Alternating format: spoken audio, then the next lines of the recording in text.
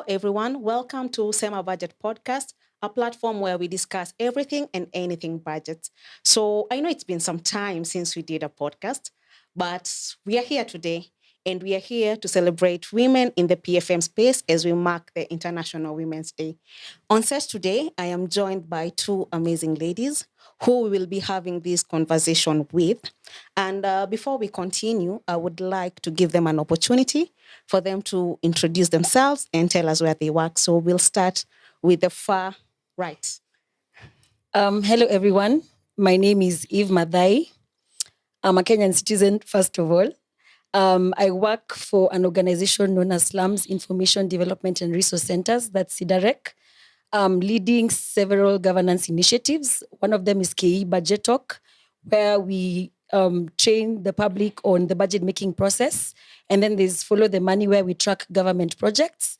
And finally, I'm also coordinating a regional budget hub for Nairobi, Eastern and Central regions in Kenya, which holds about 9 counties. I'm happy to be here with you today. Thanks, Eve. Hi everyone, my name is Hilda Jema. I'm a journalist. I work for Get FM as a reporter. I'm passionate about knowing anything to do with women. And I'm also a budget hub champion in Nairobi County. And thank you. And happy International Women's Day. Sorry for my new fans. Asante sana for coming for this particular episode. And as I said, we are commemorating and celebrating International Women's Day. And as International Budget Partnership, since we work with, we deal more with the public finance management space, we decided to celebrate some of the women we work with in this particular space. And you're part of the people that we chose. Mm-hmm. So I would like us to start from a point where I know we've heard different things about gender equality, but based on your personal reflection, what does gender equality mean to you even as we commemorate this celebration? To me, gender equality is equal rights, equal responsibilities, and equal opportunities for all. And why we insist or advocate for women is because women have been disenfranchised for the for the longest time. So it's about time that we are able to give them equal opportunities to avert cultural and societal norms which hold women back, which expose women to gender-based violence, and they also don't have access to education, especially the girl child, compared to the boy child. So we are trying to give them an equal playing field for them to be able to access both social, political, and economical resources. Mm-hmm. Thanks, Eve. For you, Hilda? Thank you so much. From where I sit, gender equality simply means giving each and every gender, a man and a woman, equal opportunities and equal spaces. But now, looking at it in terms of a woman, I see a woman being denied so many opportunities in terms of leadership. In terms of even inheriting, we will talk that later. But in terms of even talking, yes, it is said a man is the head, but again, without a woman, I don't know, or I don't think if a man is going somewhere. So, yeah, everything to do with gender equality nowadays, women are being denied opportunities and spaces. Thank you. So you've highlighted that. And the reason we're actually doing this podcast is because we are celebrating some of the milestones that we've realized over the years, some of which you've highlighted. But before we get there, I know first we are women, and I would like to hear our personal journeys. So for Eve, for your case, you did not just start where we see you today. So maybe you would just give us an entry of where you decided to maybe participate on budget issues and what was the motive behind you even being a vocal person in this particular space. Okay, first of all, sometimes I actually pinch myself because I don't believe how I ended up in this space. My background is in international business administration with a minor in marketing. I actually went ahead and did a certificate in CIM, Certificate of International Marketing. So my goals and ambitions were skewed towards marketing. But of course, securing opportunities proved very difficult. So I decided to volunteer at the institution I work at now, SIDAREC. doing other programs, but I felt like I was not living my purpose. So once I got in touch with someone from Follow the Money who told me about what they do, I was sold on the idea, and they came to Kenya and they launched the project. So in the beginning, we started by tracking government projects, but I think it would be better to be proactive instead of waiting until the projects have been established. Why not take part in the decision making beforehand? How do you come about identifying those projects? What is the thought process? So that's when I got interested in budget work. And just before that, I actually took myself to a public participation forum. And I remember it was on the annual development plan for 2018. And once the sub-county administration gave their discussion and introduced the topic and so forth, I stood up and asked the participants, how many of you have even seen this document? How many have the document with them here? And imagine out of 100 people, nobody had seen that document that they had come to discuss about. So I discovered there was a serious problem there. What are we coming to participate in? Yet we're not taking it upon ourselves to go through those documents. So that's how I applied for the training program that was being orchestrated by International Budget Partnership in partnership with Uraia. I applied for it with no previous background in economics or statistics or any budget work. I remember I actually sat down until 3 a.m. writing that whatever proposal just to get into the program. And once I got into the program, it was very rigorous. It took 9 months. So we used to train 1 week out of every month on the budget process. And I can remember how intimidating it was because we were about 25 in the cohort. It was the 4th cohort. And most of them had budget experience. So you can imagine when someone comes and is talking about the county fiscal strategy paper, a document you had never heard of before. So I remember I kept on Googling and trying to find out what these terminologies meant. So it was very intimidating in the beginning. So it called for a lot of putting in a lot of hard work just to be able to catch up. And of course, the budget process is continuous. So it's not an event. You just don't start now and wait for next year for the next event. It's really continuous. So from there, I got very passionate. And then now COVID hit just when we were still in the cohort before we even graduated. We actually graduated online. And I realized that spaces for public participation were really shrinking. So my colleague and I, she also leads the regional budget hub for the coastal region. Josie, we decided to put our heads together and do something virtually. So that's how KE Budget Talk came about. So what we were doing was mobilizing people to come together. We talk about what is currently happening in the budget process. We motivate people to take part in those processes as well. So it just took off on its own. We got a lot of support from that, and also good feedback as to how people were learning a lot about what the budget process means to them, and were more motivated to take part in it. Then it also reminds me of another instance. In the beginning, I was very motivated to take part in the demonstrations and the walks in town. So there's once I stopped to get airtime from a shop, and the lady asked me, "Why are you guys protesting?" Then I'm like, "Hey, the government has been misusing and stealing resources from us." But she's like, when I look at my bank account, no one has taken any money out of it. So she could not make the relation as to how corruption affects her. How does it affect service delivery? So that is part of what we try to to relate to the community and the public, how it affects you when your funds are misused through taxes. You pay taxes. So those taxes are in turn supposed to go back and give you access to healthcare, access to quality education, and so forth. So in a nutshell, that is how I got into this space. And I feel like I'm really at home and looking forward to what lays ahead. Thanks for laying that background. I think we actually got like a visual representation of you just walking us through your journey.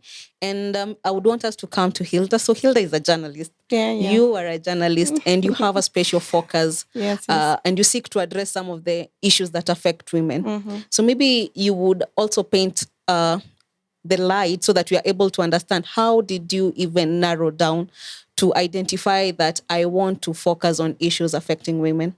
Okay. Having working for the community radio and tackling the issues that are affecting our people in the community, I came about so much issues that are affecting people, but specifically to women. And therefore, I decided to handle issues to do with women because the challenges, that women we go through. I'm a woman myself, and I find it so much challenging to fit in the community in terms of what I said earlier, in terms of inheritance. But being a journalist, I've done so much stories concerning the issues that are affecting our people, women specifically in the community. One of the story I've done is about gender-based violence to women in Mkuru kwa Njenga. I've done so much stories about gender-based violence in terms of beliefs in traditional culture that hinder women to get opportunities in these companies and in these institutions. So having learned that a woman goes through so much, I got so much attracted to seeing what can we do.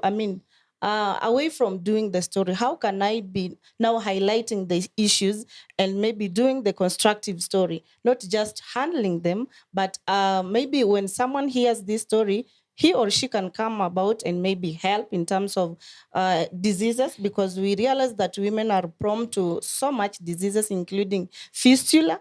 And so when we highlight this, but again, a woman is suffering, but she can't talk. A disease like fistula, a woman cannot talk. But when we meet with this woman, she opens up and she's ready to talk. And that is why I got so much attracted to the issues that are affecting our women in community. I realized that if a woman gets somebody who moves closer to her and maybe befriend her, she will open up and say everything that is concerning her. And that is why I got attracted to do issues on women and gender specifically. So I want us to make a connection so that we are able to connect what you do and where budget comes in. So some of the issues you've highlighted are actually issues that people face at the community level. Yeah. So maybe Eve, so that you are able to connect how the two of you work at the community level and even at the regional hub, the issues she highlighted find their places in the budget. So maybe how has been the experience working with some of these issues that have actually been raised? Okay. First of all, it's very clear that it's difficult to track projects and services and programs that are specifically going to benefit women.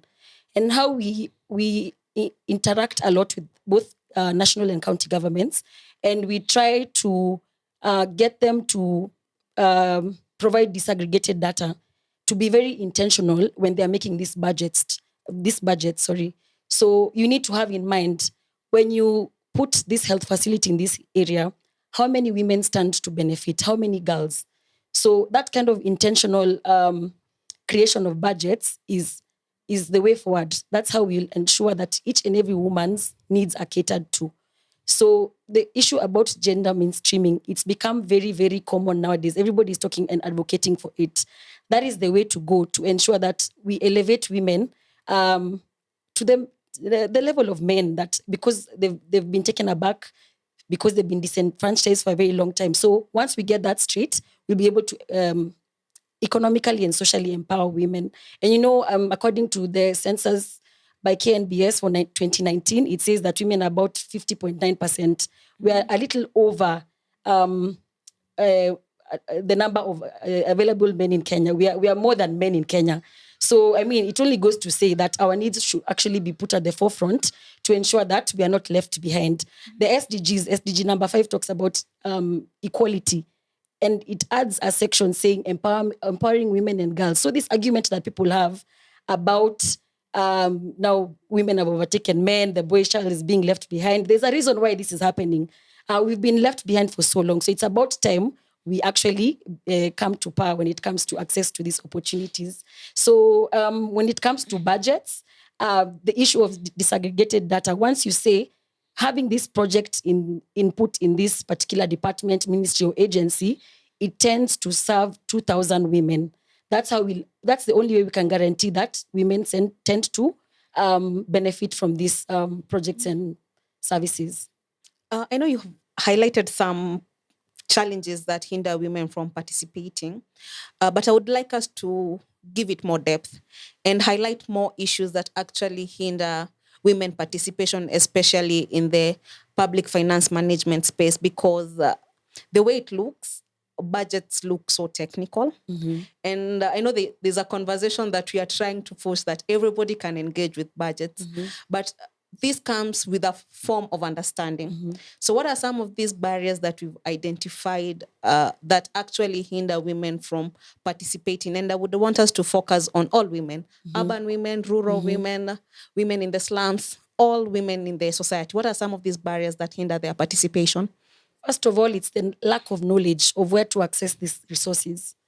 I get this a lot because I usually post a lot of budget and PFM material on my personal social media pages. And I keep on asking my peers why they don't want to get involved. First, they're very apathetic. They don't want to get involved because they think the government will not do anything anyway. So why bother? Then there's the issue of the timings of how these public participation forums are scheduled. During the day on a Monday, not many people can leave their work engagements to come and participate. So the solution there would be creating virtual platforms to enable people who cannot be there physically to join virtually. So access to information is another thing. You'll find that the government is supposed to be publishing these documents on their websites. But most of the times you'll find a website in a certain area has crashed simply because the county has not paid the service provider to ensure that the website is running. So there are such challenges. So how do you expect me to be able to know what is in that document if I don't have access to it? Yeah. And also the lack of knowledge, civic education. That's the example I gave in the beginning where I was floating when these terminologies were being thrown around. I understand it's a bit difficult, but once you give them a bit of guidance, they're able to interact with these budgets very effectively. There's one instance, actually, there's a lady we've been engaging with in Mukuru kwa Njenga, and that area has been experiencing lack of electricity for about 2 years. It's a serious problem. You can imagine when Kenya Power switches off, like yesterday, what happened yesterday where there was no power for a couple of hours. The whole nation was in outrage and it was actually trending on Twitter. So you can imagine not having electricity for 2 years. So what she did, she wrote a letter to the Senate and they actually gave her audience. So you see, I mean, it's about being intentional in working towards achieving something. So even if someone from the informal settlements can actually seek audience from the Senate and get it, and then the Senate committee, the chairman actually summoned the CS to come and resolve that issue. So you see, the more you empower more people, they're able to take up their own issues because personally we focus on social protection issues. So I can't really advocate for matters to do with energy. But the fact that they have the knowledge and they know the necessary steps of how to go about reaching out to someone in the Senate and how to maybe break down a certain document and understand it, they're able to use that platform to reach to these people and advocate for their own agendas. So, because Eve will not always be there. Like I was in marketing, I might find something else and move on to some other missions or other responsibilities. So what I would like to ensure is that I leave people that have been sensitized, people that have been empowered to carry the mantle forward. I love what you're saying. And actually, as we commemorate the International Women's Day, the theme is actually innovation and technology for gender equality. And based on statistics that have been done, researches that have been done, women are actually the people who consume, who engage less with things that are digitalized. And we appreciate that even in the PFM space, most of these things nowadays are being done digitally, especially after the COVID-19 period. So I think even for us, this is something that, these are conversations that we continue to push, that we are not just like passive recipients, but we also become active recipients, even in terms of accessing information and everything that is available digitally. So I would want us to come to Hilda, and we've highlighted some of the barriers that women actually face and hinders their participation, either in the PFM or some of the things that you cover as a journalist. So maybe either at a personal level or at an organizational level, what are some of the efforts that you've employed so that you can address some of these barriers? that hinder women participation? Thank you, Irene. Some of the efforts that we have employed is giving opportunities in terms of, sorry, the spaces in the radio. We give them opportunity for maybe a woman wants to talk about anything, she can come, and we fairly give the opportunity to women. And sometimes we also make effort to go in the community itself and highlight the issues and maybe have some barazas with women, talk about these issues so that women can see.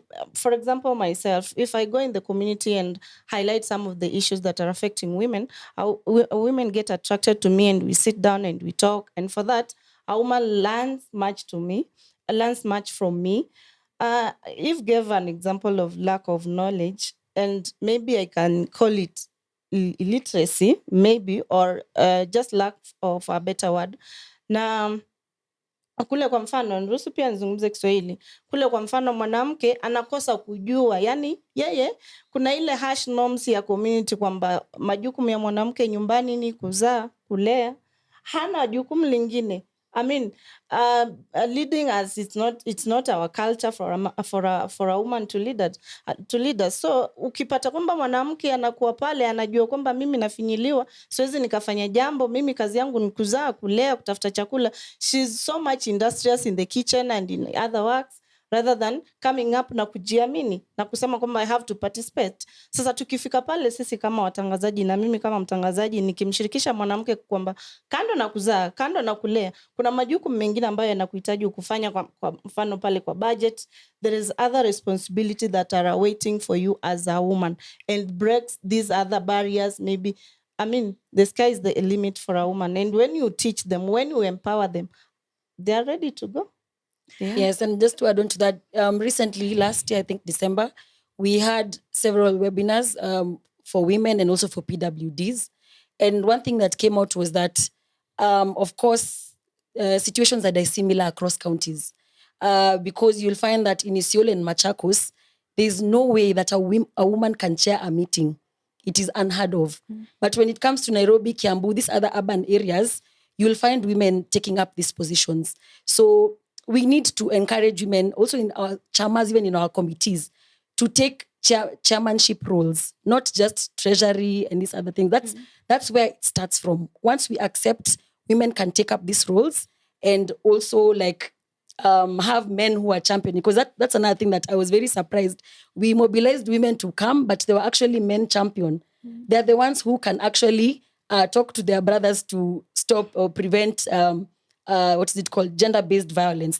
We have to incorporate them into this whole process of trying to avert those societal norms that place the woman beneath the man. So yeah, basically, within the counties, you can even tell that more women are taking up budget responsibility or joining the PFM space. In the beginning, I think we were not so many of us participating, but as time goes, I see more women getting interested in this space and also putting their best foot forward towards being part and parcel of the process from the beginning to the end. And even Irene, this norm of a woman cannot inherit something. You will be surprised to find that when you go in the community, you'll find a woman with the Katululu phone, this small phone. If you ask, she'll tell you, no, my Android phone is with my husband. He doesn't allow me to access this phone, and so such are like issues. So yeye yuko pale anajua kwamba mimi nafaa kuwa na ile Katululu. I need to own this Katululu, and for the smartphone is for my husband. And for that, you'll find a woman will lie behind of maybe when there's something like Eve said, something that has been maybe disseminated in the smartphone. Nowadays, we are living in a digitalized era. And if a woman will just lie on Katululu, maybe she may remain behind. She may not know what is going to happen or what is happening. So we want also to break these barriers of, women have been intimidated, and it's enough already. And let's break these barriers of a woman cannot inherit this, a woman cannot inherit a car, he cannot inherit a smartphone, he cannot inherit. No. I think those are some of the gender stereotypes that actually exist in our communities. And we actually some of these things, when you go to the far-fetched communities, is when you get to like see the intensity they portend to the people who live there. But I think the thing that we continue to celebrate is it's a small milestone that counts, because I think we have seen a lot of efforts being taken. And I think it's such a nice thing. So the question I had for Eve was, you are a regional coordinator for the Nairobi Eastern and Central Budget Hub. So from where you sit, there are actually things that you can do to promote women participation in the budget space. So what are some of these things that you do, maybe in terms of even how you convene your meetings? How responsive have you ensured that the NEC Hub is? Okay. I just what I just said earlier was we convened a women's empowerment forum, whereby we brought together women from communities from across all the counties that are in our regional budget hub. They came together. We talked about the challenges they face, the opportunities that are there for them, and their general experiences in this space. So the issue of peer-to-peer learning has really come in handy, because you'll find that, like I think the former governor of Machakos County, there's a time they actually convened a youth conference. I mean, that's something that Nairobi County can also borrow. So you see, I would not know of an event like that if I was not with my fellow budget facilitators and coordinators within that regional budget hub. So peer-to-peer learning has been very instrumental, taking one idea here and trying to implement it on this other side. So I think that's something we'll carry forth, because I think it's brought a lot of a wealth of knowledge and also ideas and encouragement as well. Sometimes you'll get stuck somewhere and you'll call someone from the other county to ask them how they went about this challenge. And also, you prompt your county government. If Machakos County can do this, they can incorporate women in this manner. You can also do it as Nairobi County. So that peer-to-peer learning, I think, is one of the best things that has ever happened to us. And also access to these organized platforms. The regional hubs are organized platforms. We have the coordinators, we have facilitators, and then we have the budget champions. Then we have, of course, IBP, who are incubating all of us. We encourage women to access these spaces. If you want any information, the coordinators are always there for you, to give you a wealth of information and resources as well that have been pre-designed specifically for understanding and reading these budget documents. So I encourage women as well to take advantage of these spaces, because sometimes numbers, sometimes it can be very boring. Let me just say it.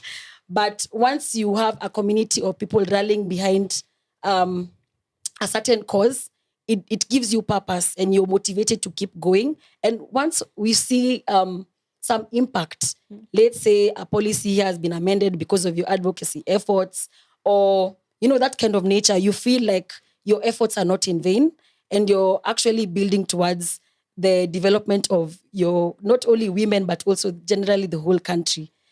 Yeah, so basically, and also working with community radios. I think there's a time we trained about 200 of them across the country. And why we choose community media is because they have access to people in informal settlements and rural areas.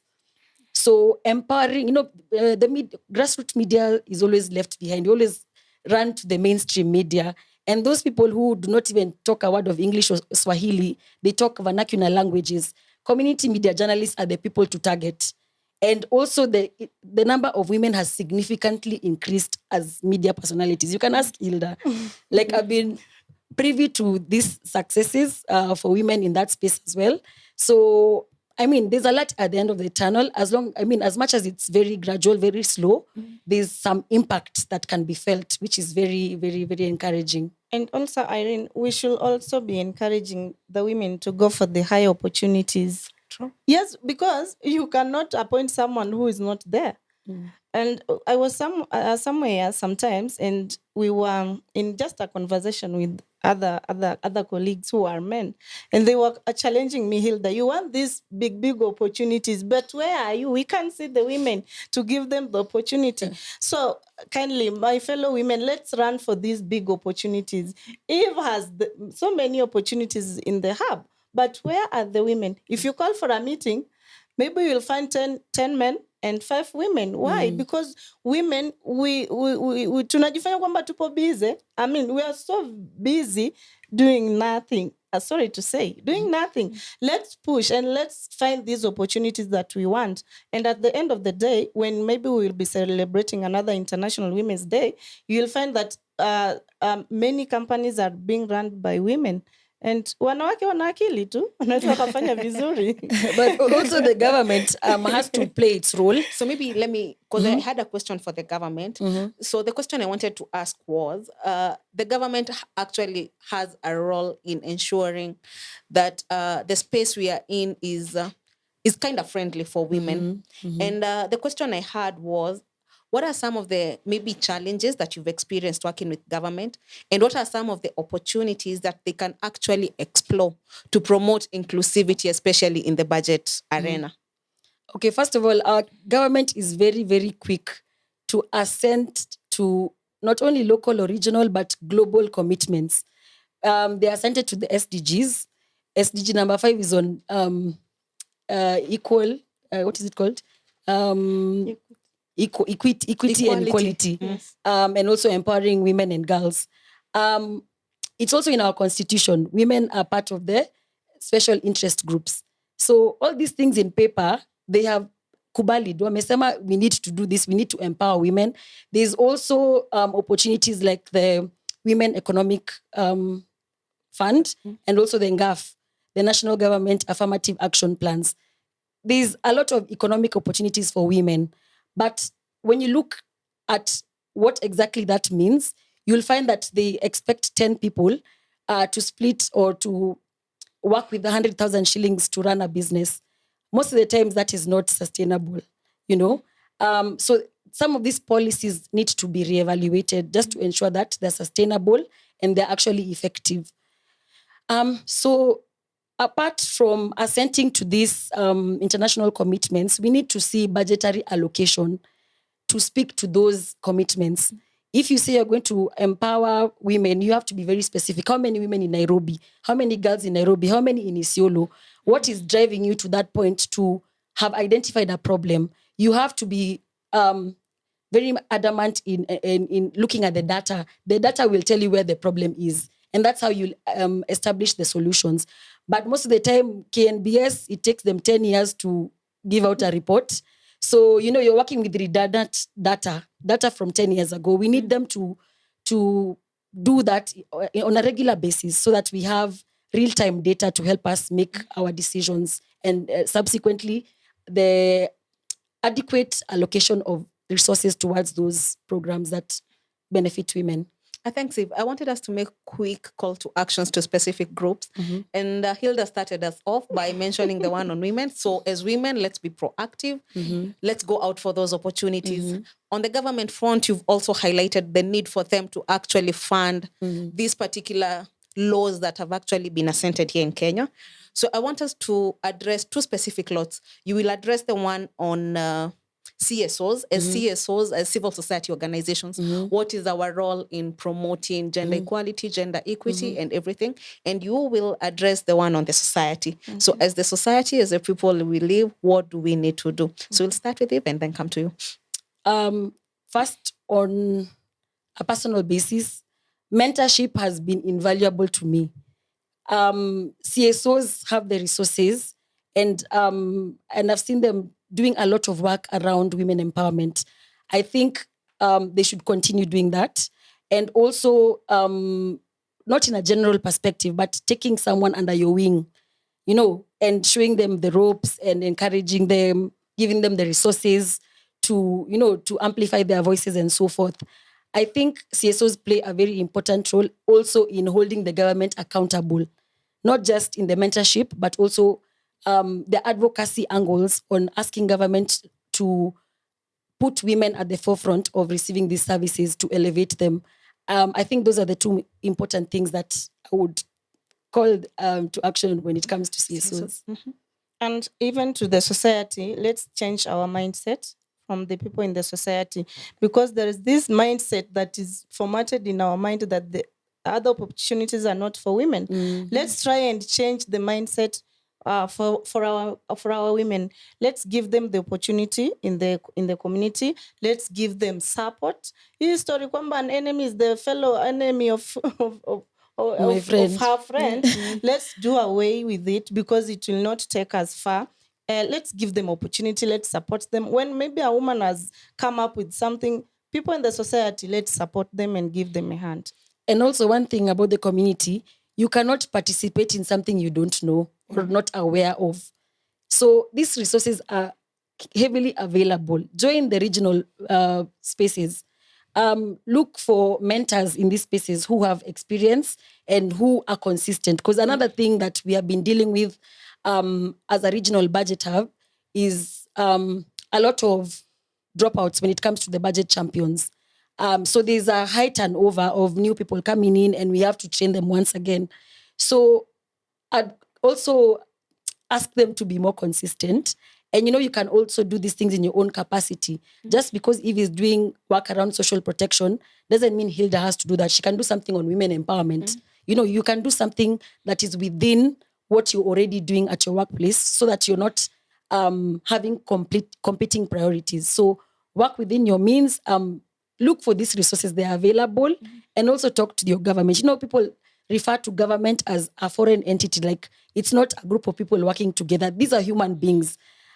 Sometimes I've even found myself going to the county government of Nairobi City Hall, to someone's door like this, like asking for a certain document because it's not on the website.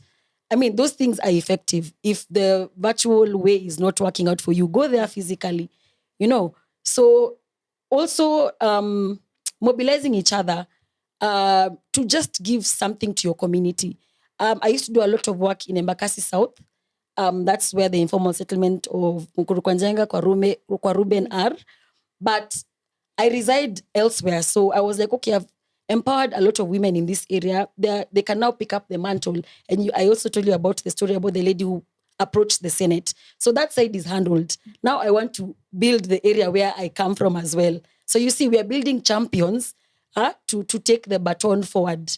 So we need to have spaces of mentoring young girls. We also now want to start working with children to make budget palatable from that young level. As teenagers, this is part of you contributing to your community, contributing to your country. So when you start from that age, it's already inculcated in them. It's not being forced down their throats, because most of the times when the youth are involved, or women in these budget processes, it's politicized. It's for political gain. We need to see it from an angle of advancing or bettering service delivery in Kenya. And just to, as I finish, also, Eve said that women are more than men. And I think the government should also allocate more funds to women than to any other thing, because we are many and we need more. And maybe they can employ legal frameworks that will also protect women. And also maybe, women suffers much of psychosocial, and maybe the government can allocate more funds even on issues of women to be maybe counseled. Counseling trainings should be employed, so that even a woman, when I want to maybe look for the data somewhere, ile style kwamba ni simu ni ya mwanaume nishaondolewa ndani yangu, kwamba sana nafaa kutafuta and look for these opportunities. Yeah, and when you talked about the policy frameworks, let's not just create policies for the sake of it. There are certain counties in Kenya that have public participation acts and policies. Others have it in draft, but they've not been enacted. Okay, yes. So in those policies, we can specify that we cannot hold a forum without 50% of participants being women. Such amendments to these policies will actually encourage women to participate more and to be included in these budget making processes. Thanks. I think we have contributed a lot to this conversation. We might have said what I want to ask in one way or another. But as we wind up, what's your International Women's Day message to all the women and to the society at large? Hilda? My message to women is let's go for it. Let's not just sit down and wait. It's high time tutafuta hizi viti. The opportunities are there. Let's look for them. Yes, let's go is my message. I think my message would be bold. Nothing is too far out of reach for you. You can literally change your space, your work ambitions, as long as it's geared towards your personal growth and also maybe contribution to your community. So I think I'd encourage women to also take part in this budget making process, to take up leadership roles, as Hilda talked about. Yes, and I mean, I'd like to see women vying for presidency. Yeah. Why is that seat so out of reach? I mean, if Martha could do it, I think anybody can. Yeah. So yeah, that would be my encouragement to all women in Kenya and beyond. Thanks. Asanteni sana once and for coming. And we are actually glad that you actually participate in this space, because it would have been so absurd if we had men on set and we were discussing International Women's Day. Yeah. So we appreciate the efforts that you continue to make in your societies. And to all women who are watching this, I know we have a pool of people who we engage in the budget process, from the budget facilitators, budget champions. We also have gone down. We have the community cells, we have the community action teams. We are so proud of you. And as International Budget Partnership, we would like to urge you to continue to participate in this particular platform. Nothing is out of reach. And as we close, I would actually want to urge you to subscribe to all our social media handles. Remember to like, share, and subscribe to our YouTube channel. So from us and these ladies on set, we would like to say goodbye for now until the next episode.